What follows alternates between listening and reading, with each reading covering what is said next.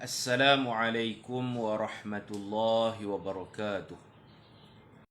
Alhamdulillahi rabbil alamin. Wassalatu wassalamu ala ashrafil anbiya'i wal mursalin wa ala alihi wa sahbihi ajma'in. Rabbi shrah li sadri wa yassir li amri wahlul 'uqdatam min lisani yafqahu qawli. Subhanaka la ilma lana illa ma 'allamtana innaka antal alimul hakim. Wala hawla wala quwwata illa billahil aliyyil azim. Allahumma anta rabbi la ilaha illa anta khalaqtani wa ana 'abduka wa ana 'ala 'ahdika wa wa'dika mastata'tu. A'udzu bika min syarri ma sana'tu. Abu'u laka bi ni'matika 'alayya wa abu'u bi dhanbi faghfir li fa innahu la yaghfiru adh-dhunuba illa anta.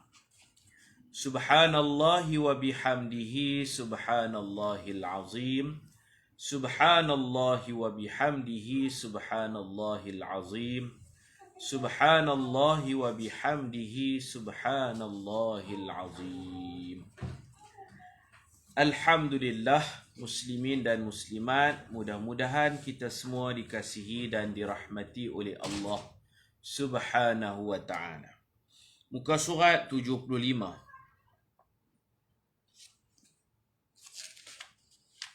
Muka surat 73, peperangan Bani Nadir. Pada tahun keempat dari hijrah, berlaku peperangan Bani Nadir, Zatul Riqa' dan Badar kedua. Tetapi semua peperangan ini tidak terjadi, melainkan perang Bani Nadir sahaja. Baik, kita tengok nota kaki nombor 1. Selepas peperangan Bani Nadir, Rasulullah sallallahu alaihi wasallam keluar ke peperangan Zatul Riqa' bersama 7 orang tentera untuk memerangi beberapa kabilah dari Najd. Di dalam peperangan ini, Allah mengutuskan malaikat Jibril untuk mengajar umat Islam tentang solat di dalam suasana ketakutan dan juga rukhsah tayammum. Kita dah baca dah sebelum ni. Tayammum ini sebab musabab dia Sayyidatuna Aisyah hilang rantai, iaitu dalam perjalanan pulang dari peperangan Zatul Riqa'. Zatul Riqa' ini diambil sempena Nabi SAW memakai baju yang bertampung-tampung. Dalam bahasa Arab, satu tampungan namanya ruq'ah. Kalau banyak tampung namanya riqa'. Itu makna Zatul Riqa'. Dalam perang tu Nabi pakai baju yang terkoyak di beberapa tempat dan Nabi tampung. Nabi jahit sendiri. Nabi bawa dalam peperangan ni, Nabi bawa Sayyidatina Aisyah radhiyallahu anha. Dan berlakulah peristiwa rantainya jatuh, cari tak jumpa di satu tempat yang tidak ada air, tempat yang tiada bekalan air, dan semua ahli rombongan sudah kehabisan air. Kita dah baca dah dalam kitab Al-Arba'in fil Ahkam, 40 hadis tentang hukum fiqh, bagaimana Allah mensyariatkan tayamum. Cari tak jumpa sampai ke pagi. Rupa-rupanya rantai itu ada di bawah perut unta yang dinaiki oleh Sayyidatina Aisyah. Bila unta tu bangun nak berjalan, baru jumpa.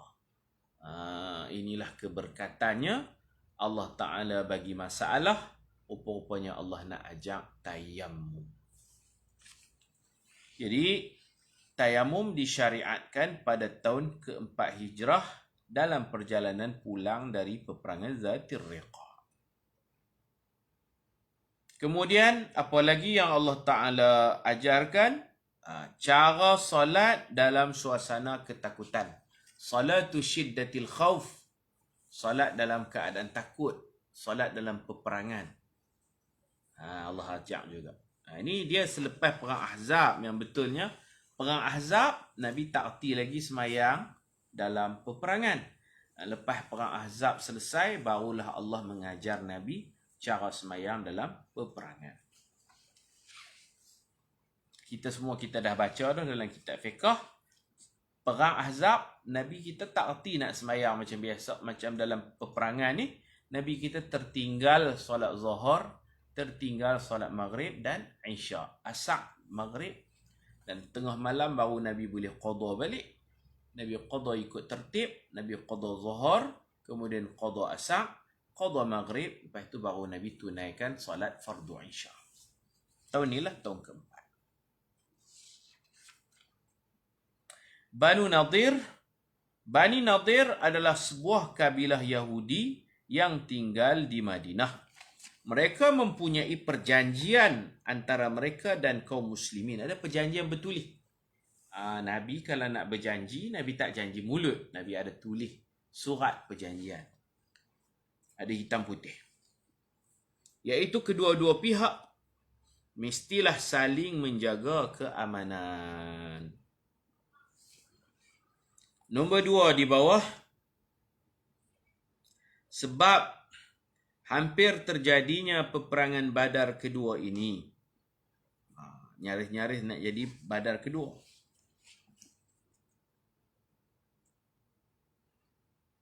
Abu Sufyan menghantar seorang utusannya yang bernama Naim bin Mas'ud ke Madinah. Utusan ini cuba menakut-nakutkan kaum muslimin kononnya Madinah akan diserang oleh kafir Quraisy dalam masa terdekat. Maka Rasulullah SAW keluar ke Badar bersama 1,500 orang tentera untuk memerangi tentera Quraisy yang dipimpin oleh Abu Sufyan. Ketika sampai ke Badar, baginda mendapati pihak musuh telah melarikan diri kerana gerun kepada tentera muslimin. Perkara ini disebut oleh Allah di dalam surah Ali Imran ayat 173 dan 174. Bismillahirrahmanirrahim. Alladzina qala lahumun nas innan nasa qad jama'u lakum fakhshawhum fazadahum imana wa qalu hasbunallahu wa ni'mal wakil fanqalabu بنعمة من الله وفضل لم يمسسهم سوء واتبعوا رضوان الله والله ذو فضل عظيم. Maksudnya mereka ialah yang diberitahu oleh orang-orang pembawa berita kepada mereka bahawa kaum kafir musyrik telah mengumpul tentera untuk memerangi kamu. Oleh itu hendaklah kamu gerun kepadanya, maka berita itu makin menambahkan iman mereka. Lalu mereka berkata, Hasbunallah wa ni'mal wakil, cukuplah Allah untuk menolong kami dan dia sebaik-baik pengurus. Setelah pergi mengajar musuh, mereka kembali dengan mendapat nikmat dan limpah kurnia daripada Allah. Perang tak jadi. Mereka tidak disentuh oleh sesuatu bencana pun, yakni peperangan tidak terjadi. Serta mereka pula menurut keredaan Allah dan ingatlah Allah mempunyai limpah kurnia yang amat besar. Rasulullah SAW datang ke penempatan mereka bersama beberapa orang sahabat. Lalu sekumpulan lelaki dari Bani Nadir berpakat ingin membunuh Nabi. Baginda mendapat maklumat tentang perkara itu dan terus beredar dari situ dengan diikuti oleh para sahabatnya. Kemudian Rasulullah mengarahkan mereka agar keluar meninggalkan bumi Madinah, maka diusir. Pada mulanya mereka menerima arahan itu, kemudian mereka membantah tidak mau keluar. Kaum Yahudi membantah arahan Nabi dan tidak mau keluar dari Madinah kerana mempercayai janji manis yang ditabur oleh golongan munafik yang berjanji ingin membantu mereka. Tetapi sebenarnya bantuan yang dijanjikan oleh munafik hanyalah janji kosong dan penipuan semata-mata. Allah berfirman dalam surah Al-Hasyr ayat 11 dan 12. Hasyr ni cerita Nabi mengepung perkampungan Bani Nadir. Itu makna hasyr, kepung. Alam tara ila alladhina nafaqu yaquluna li ikhwanihim alladhina kafaru min ahli alkitab la in ukhrijtum lanakhrujanna ma'akum wa la nuti'u fikum ahadan abada wa in qutiltum lanansurannakum wallahu yashhadu innahum lakadhibun la in ukhriju la yakhrujuna ma'ahum وَلَئِنْ قُوتِلُوا لَا يَنْصُرُونَهُمْ وَلَئِنْ نَصَرُوهُمْ لَيُوَلُّنَّ الْأَدْبَارَ ثُمَّ لَا يُنْصَرُونَ. Allah Ta'ala cerita janji kosong, janji palsu munafik yang kata nak tolong, nak bantu, nak berperang bersama Bani Nadir. Mereka sebenarnya penipu. Maksudnya, tidakkah engkau melihat dan merasa hairan, wahai Muhammad, terhadap sikap orang-orang munafik itu? Mereka tergamak berkata kepada saudara-saudara mereka yang kafir dari kalangan kaum Yahudi, ahli kitab, sesungguhnya kalau kamu dihalau keluar, sudah tentu kami akan keluar bersama-sama kamu. Kami tidak akan tunduk taat kepada sesiapa pun untuk menentang kamu selama-lamanya. Dan kalau kamu diperangi, sudah tentu kami akan membela kamu.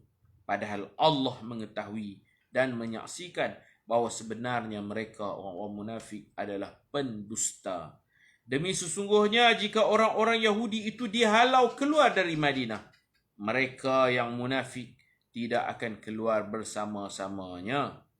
Dan demi sesungguhnya jika orang-orang Yahudi diperangi, mereka yang munafik ini tidak akan membelanya. Dan demi sesungguhnya jika ditakdirkan mereka membelanya sekalipun, sudah tentu mereka semua Yahudi dan munafik akan melarikan diri kerana gerun dengan kekuatan muslimin. Kemudian mereka tidak akan mendapat pertolongan. Ini ayat-ayat Quran yang Allah Ta'ala cerita sebelum terjadinya peperangan Bani Nadir. Fahasarahumur Rasul sallallahu alaihi wasallam. Maka Rasulullah sallallahu alaihi wasallam hasara, mengepung, sama dengan hasyara, suratul Hasyr, kepung, sehingga mereka bersetuju untuk keluar. Maka Rasulullah mengizinkan mereka keluar dengan membawa harta, wanita dan anak-anak mereka. Mereka juga boleh membawa keluar pekakas rumah yang mampu dibawa di atas belakang seekor unta saja. Susunlah, packing lah elok-elok atas seekor unta saja. Boleh bawa duit, boleh bawa baju, boleh bawa barang-barang. Tak atas seekor unta. Macam perabot semua tak boleh bawa lah. Unta tak mampu bawa. Rok apa tak boleh bawa. Bawa yang penting-pentingnya. Nabi membenarkan barang dibawa di atas seekor unta saja. Satu keluarga, seekor unta. Kecuali peralatan perang tidak dibenarkan bawa keluar. Okey, ini cerita peperangan Bani Nadir. Sebagian ulama kata Nabi asalnya dia jemput Nabi makan kenduri. Nabi pi lah. Nabi pi kerana sembelihan ahlul kitab ni kita boleh makan. Mereka boleh makan sembelihan kita, kita boleh makan sembelihan mereka. Wa ta'amul ladzina utul kitab halal lakum. Sembelihan ahlul kitab halal bagi kamu. Dia buat kenduri panggil Nabi, Nabi pi, rupa-rupanya mereka merancang untuk bunuh Nabi. Dia ambil satu batu besar, dia bawa naik atas bumbung, dia nak hempap atas kepala Nabi. Nabi dapat maklumat, Jibril bagi tahu dan Nabi balik. Terus Nabi mengisytiharkan perang, bawa tentera kepung mereka.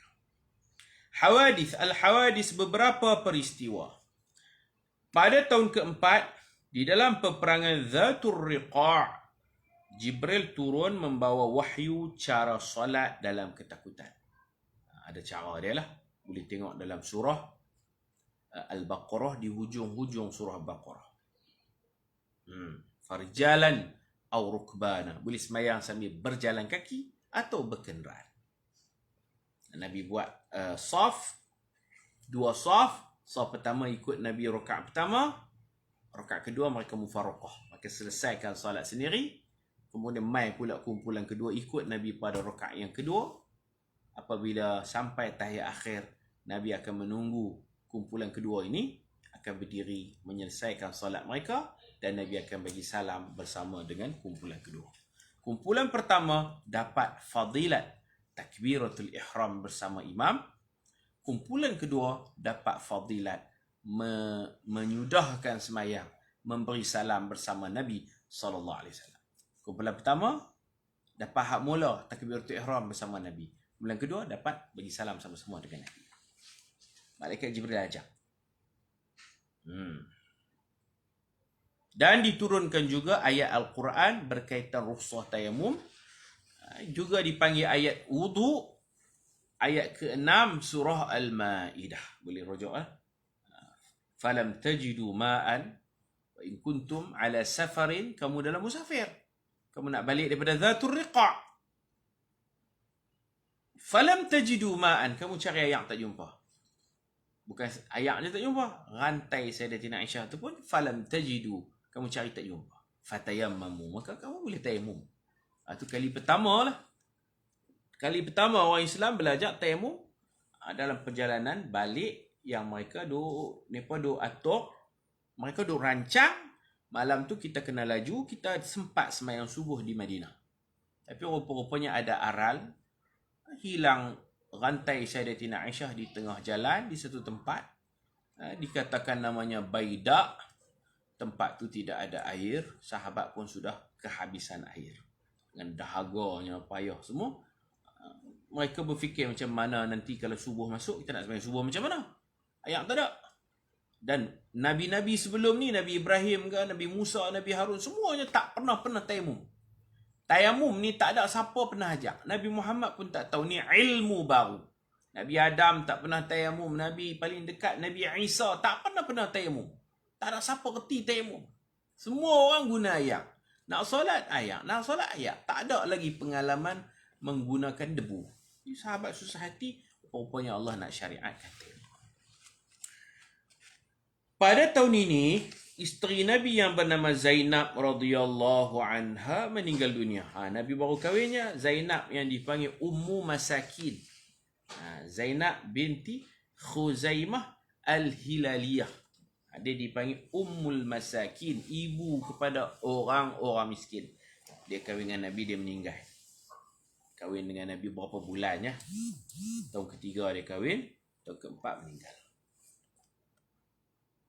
Turut meninggal pada tahun ini sepupu Nabi yang juga saudara susuannya yang bernama Abu Salamah radhiyallahu anhu. Tak lama lepas itu Nabi kahwin dengan isterinya. Dia adik susu Nabi. Maknanya Nabi kahwin macam isteri kepada adik susu Nabi. Orang panggil adik ipar lah. Adik ipar susuan. Nabi kahwin. Sah.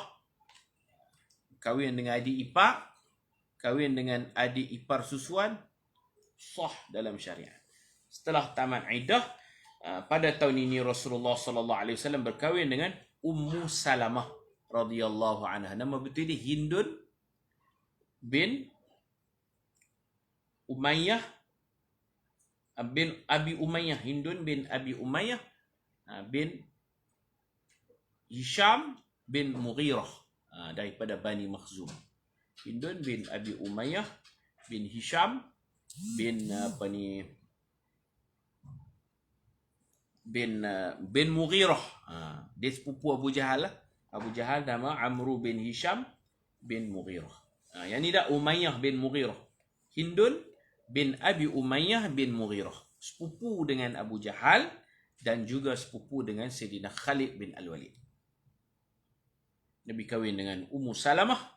Kisah hijrah, suaminya hijrah ke Madinah, dia ditangkap, anaknya dipisahkan. Itu memang ma'ruf dalam kitab-kitab sirah. Suaminya orang pertama berhijrah sampai ke Madinah Al-Munawwarah.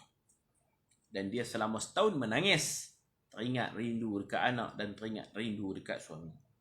Jadi mengenangkan jasanya yang sangat besar, maka Nabi menjadi galang ganti. Apabila adik susuan Nabi Abu Salamah meninggal dunia, Nabi berkahwin dengan Ummu Salamah. Sebelum tu Nabi ajak doa. Suami dia mati, dia janda. Suami dia mati, dia adalah iddah. Nabi ajak dia satu doa. Doa Allahumma ajirni fi musibati wa akhluf li khairan minha. Allahumma ajirni fi musibati. Ya Allah, kau beri pahala kepadaku, aku sedang menanggung musibah. Wa akhluf li, kau gantikan kepadaku khairan minha, sesuatu yang lebih baik daripada musibah. Musibah kematian suami, gantikan suami baru. Rupanya Nabi ajak doa tu, suami baru yang dimaksudkan dalam doa tu ialah Rasulullah sallallahu alaihi wasallam. Allah ganti dengan suami yang lebih baik. Pada tahun ini Al-Husain bin Ali dilahirkan. Sayyidina Al-Hasan lahir pada tahun ketiga Hijrah. Sayyidina Al-Husain lahir pada tahun keempat Hijrah. Kita ingat tak? Lepas perang Badar, Sayyidina Ali kahwin dengan Sayyidatina Fatimah. Hujung tahun kedua Hijrah. Hujung tahun kedua kahwin, tahun ketiga dapat anak pertama Al-Hasan, tahun keempat dapat anak nama Al-Husain. Pada tahun ini Rasulullah memerintahkan Zaid bin Thabit untuk mempelajari bahasa Yahudi. Dia ni alim. Dia hafal Quran pun banyak. Zaman Sayyidina Abu Bakar dia menjadi ketua. Ketua tim mengumpul Quran. Ketua Suruhanjaya projek mengumpulkan Al-Quran. Zaid bin Thabit. Dia juga alim faraid. Orang paling alim faraid ni Zaid bin Thabit. Dan dia juga reti bercakap, menulis, berceramah dalam bahasa Ibraniyah, bahasa Yahudi. Nabi suruh dia belajar sebab dia budak cerdik. Mengaji Yahudi, mengaji faraid. Dia reti Quran, dia hafal. Untuk mempelajari bahasa Yahudi supaya beliau dapat menulis surat Nabi untuk dihantar kepada mereka dan juga membaca surat Yahudi kepada Nabi sallallahu alaihi wasallam. Peperangan Daumah Al-Jandal. Daumatul Jandal ataupun Daumatul Jundal. Peperangan Bani Al-Mustaliq. Sebab keislaman Bani Al-Mustaliq. Okey, habis tahun keempat, kita terus masuk. Ustaz, ajirni atau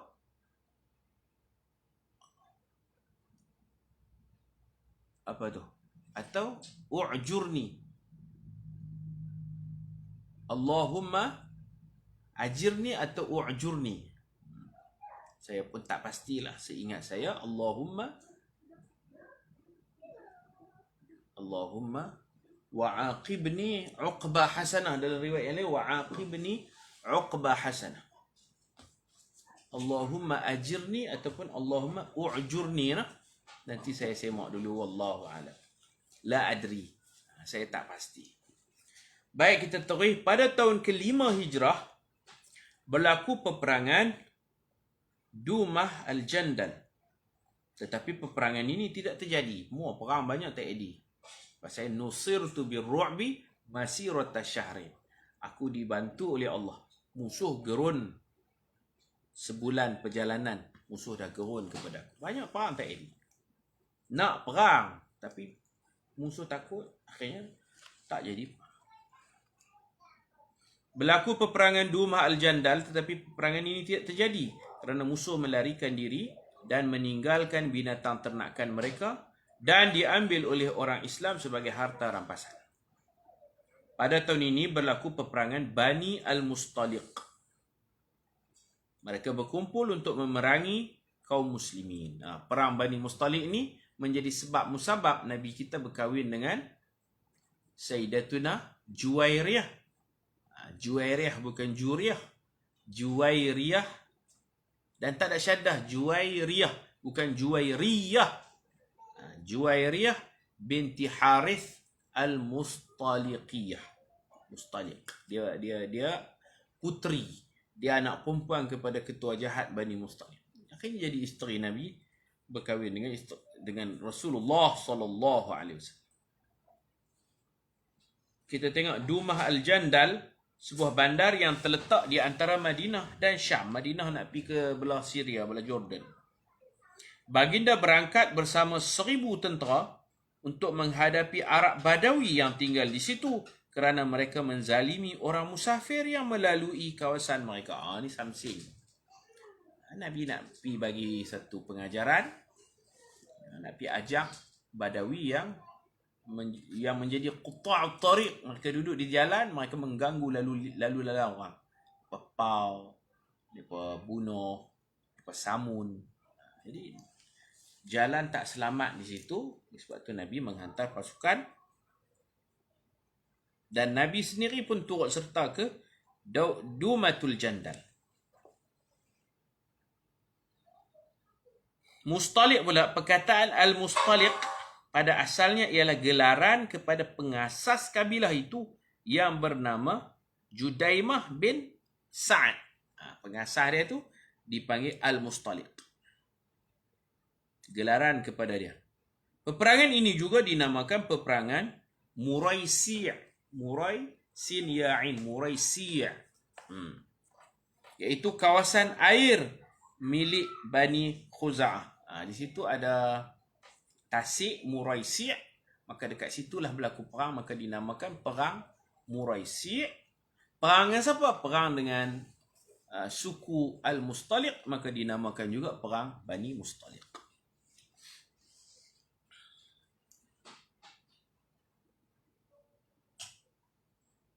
Rasulullah sallallahu alaihi wasallam keluar menghadapi mereka dengan jumlah yang ramai. Kaum muslimin berjaya menewaskan mereka dan menawan perempuan-perempuan, laki-laki, anak-anak dan harta mereka. 10 orang musuh terbunuh dalam peperangan ini. Selebihnya semua mereka ditawan. Banyaklah tawanan dapat. Antaranya puteri, anak Harith. Harith ni ketua kabilah Bani Mustaliq. Harith. Anak perempuan dia nama Barrah. Nama Barrah.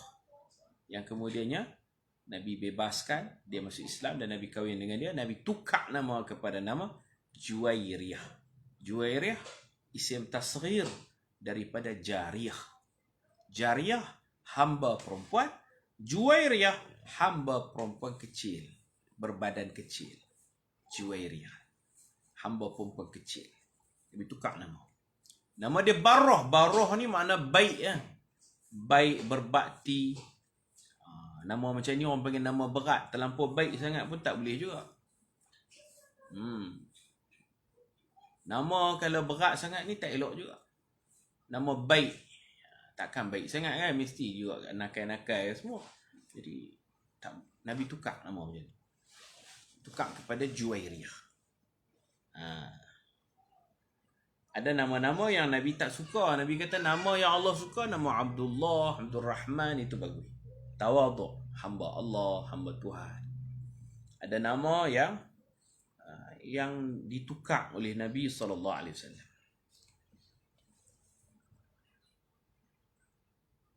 Contoh orang nama baik. Bila dia tak ada di rumah, kawan main cari, baik tak? Mak dia kata baik tak ada, tak ada baik. Baik tak ada. Baik keluar. Jadi Barrah ni baik. Macam nama Khairul Anam, sebaik-baik makhluk. Sebaik-baik makhluk Nabi Muhammad. Lebih baik kita buat nama Muhammad daripada kita buat Khairul Anam, sebaik-baik makhluk. Seolah-olah dia tu macam makhluk terbaik. Tak boleh. Ada nama yang bukannya haram, dia makruh. Menamakan nama yang over, yang lebih-lebih ni makruh. Jadi nak buat nama pun kena rujuk. Takut nama yang baik tu bagus, tapi jangan terlampau baik. Khairul Anam ni Rasulullah je. Khairul Anam gelaran untuk Nabi Muhammad. Khairul Anam, sebaik-baik makhluk, lebih baik daripada malaikat. Jadi bila kita namakan anak kita dengan nama seperti itu, adakah anak kita betul-betul sebaik-baik makhluk?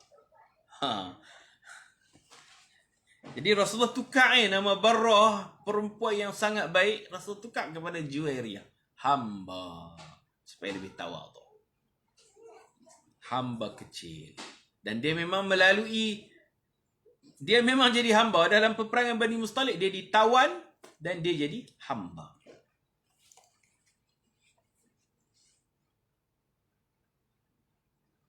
Ada cerita lengkap ni lah. Cerita lengkap saya pun tak ingat. Saya pernah menulis tentang peribadi Juwairiyah binti Harith radhiyallahu anha, Sayyidatuna Juwairiyah. Adalah riwayat hidup dia.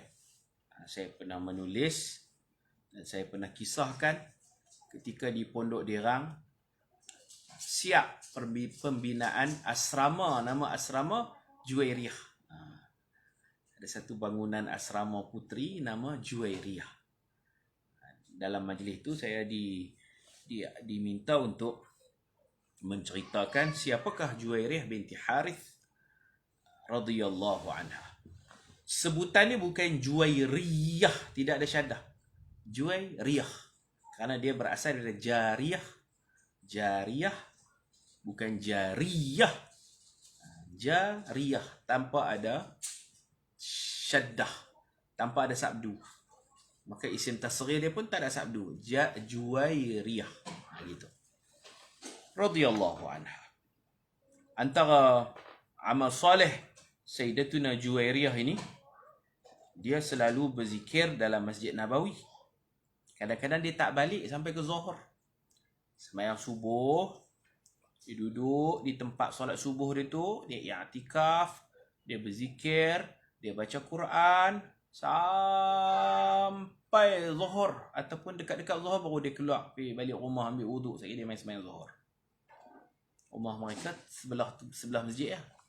Maka Rasulullah pernah memuji dia dan Rasulullah mengijazahkan satu amalan.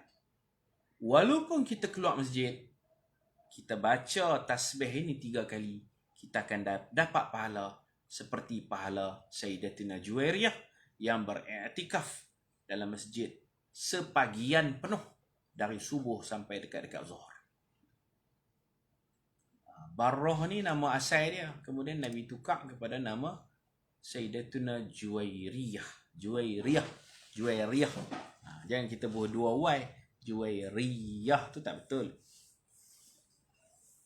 Jadi Nabi ajak dia satu tasbih yang dibaca 3 kali. Siapa baca tasbih 3 kali, walaupun dia tak duduk dalam Masjid Nabawi, tapi dia akan dapat pahala macam beriktikaf dalam Masjid Nabawi sejak subuh sampai dekat Zuhur. 5-6 jam dalam i'tikaf Masjid Nabawi.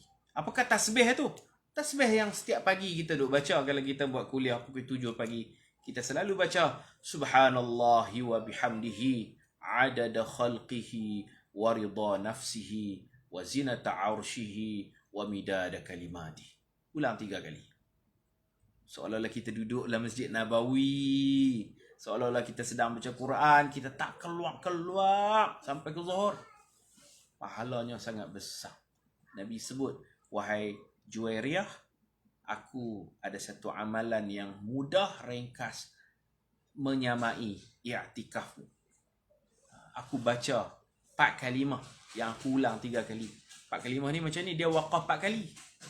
4 kalimat ni 4 kalimah, kita berhenti 4 kali. Subhanallahi wa bihamdihi adada khalqih wa ridha nafsih wa zinata arshih wa midada kalimatih.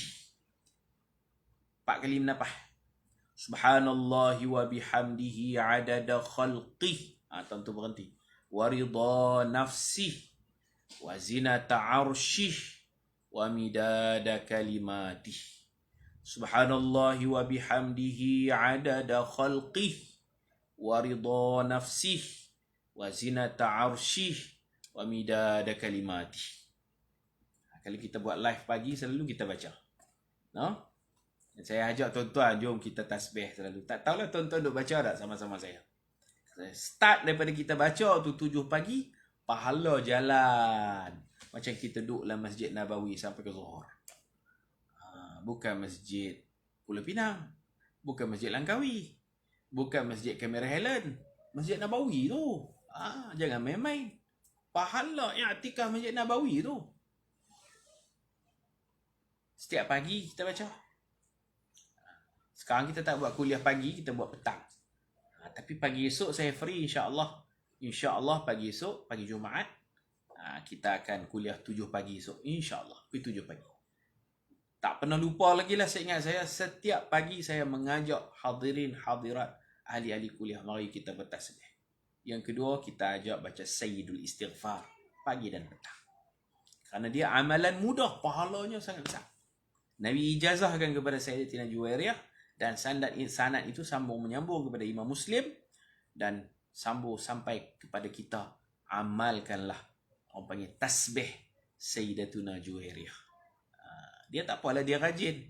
Dia janda, dengan Nabi pun dia tak ada anak. Dia boleh istiqamah sembahyang subuh sampai zuhur. Tak keluar-keluar, tak balik-balik. Tak apalah. Kita yang sibuk hantar anak pergi sekolah dan sebagainya, kita carilah amalan-amalan yang mana pahalanya menyamai amalan Sayyidatuna Juwairiyah radhiyallahu anha. Satu lagi, Juwairiyah ni, dia suka puasa sunat. Dia suka puasa sunat. Selalu dia puasa Khamis Jumaat, Khamis Jumaat, Khamis Jumaat. Ada satu minggu tu dia tak puasa Khamis. Tak larat ke apa, malas nak puasa, tak puasa Khamis. Kemudian dia puasa Jumaat. Maka Nabi tegur dia. Nabi kata, puasa ke hari ni? Dia kata, ya, minta izin kat Rasulullah nak puasa hari Jumaat. Nabi tanya, kemarin puasa tak Khamis? Selalu dia puasa Khamis Jumaat, tak apalah, kembar. Dia selalu macam tu, istiqamah Khamis Jumaat, Khamis Jumaat. Nabi tanya dia, kemarin kamu puasa tak Khamis? Dia kata, kemarin tak puasa. Hari ni saya puasa Jumaat. Nabi kata, untuk tak mau bagi makruh, tak boleh puasa Jumaat secara tunggal. Sama ada kamu puasa Khamis Jumaat macam selalu, ataupun dah kemarin kamu tak puasa, hari ini kamu puasa Jumaat, kamu kembang dengan Sabtu. Jumaat dan Sabtu. Kalau puasa Jumaat saja, makruh. Maka kita mendapat ilmu tersebut daripada amalan Sayyidatina Juwairiyah. Kerana dia, kita dapat tahu puasa Jumaat infirad, puasa Jumaat saja tunggal makruh. Kerana dia selalu duduk puasa Khamis. Ada satu minggu tu dia tak puasa Khamis, dia pun puasa Jumaat. Nabi kata, kemarin puasa tak? Tak. Esok nak puasa tak? Dia kata, tak. Esok pun tak mau puasa. Kemarin tak puasa, esok Sabtu tak puasa. Nabi kata, kalau gitu hang buka puasa. Puasa Jumaat saja-saja ni makruh. Dia kena kembang. Kembang dengan yauman qablahu atau yauman ba'dahu. Kembang dengan kemarin atau kembang dengan esok. Dia tak ada cadang nak puasa hari Sabtu sebab mungkin ada kenduri ke apa. Maka Nabi kata, kalau begitu fa'aftiri, eloklah kamu berbuka.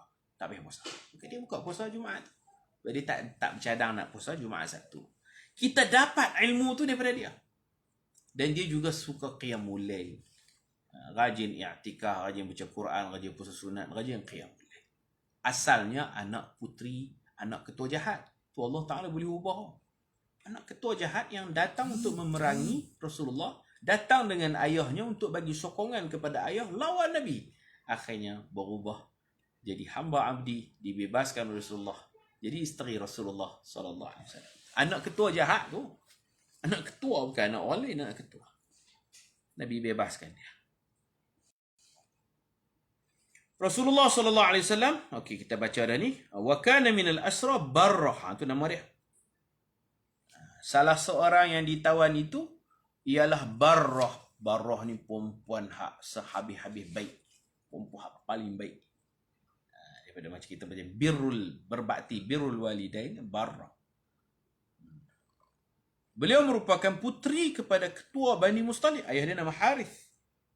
Kemudian Rasulullah SAW mengahwininya dan menamakannya dengan nama Juwairiyah. Juwairiyah. Baik.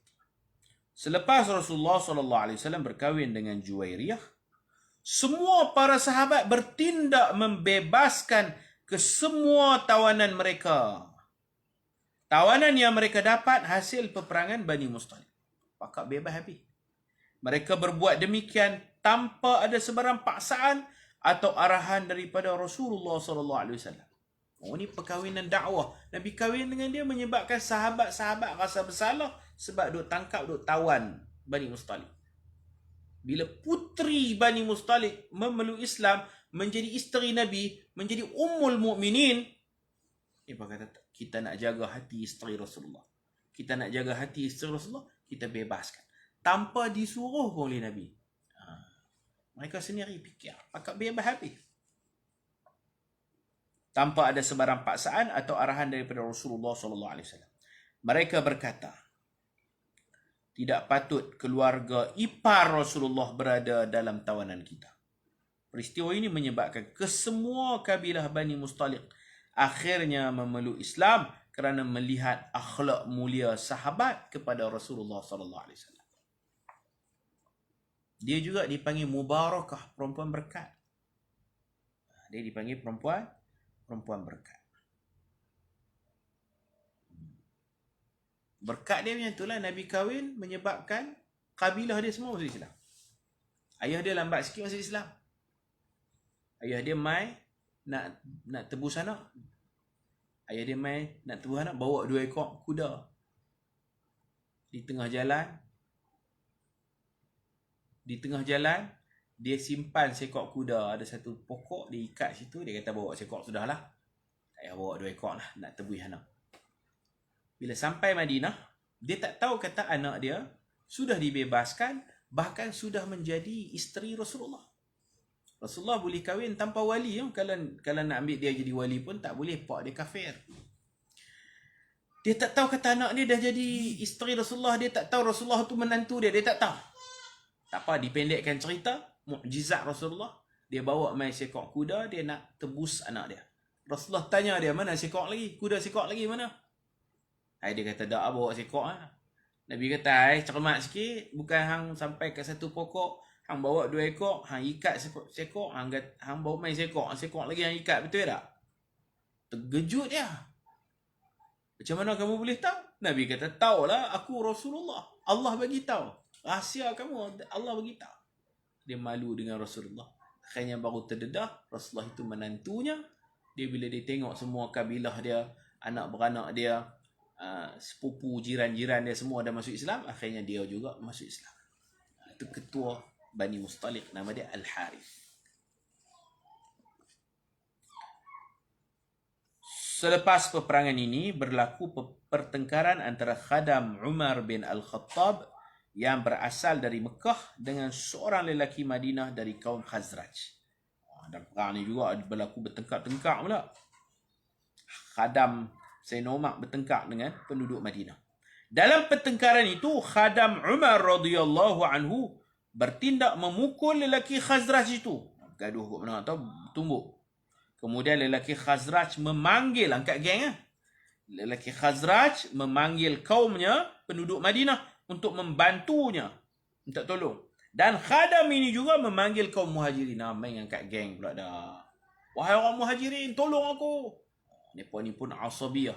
Semangat nak bela sesama Muhajirin. Yang ni pula semangat nak bela sesama Ansar. Jadi, penyokong-penyokong Ansar dan mereka ni jadi 2 tim. Nak bergaduh.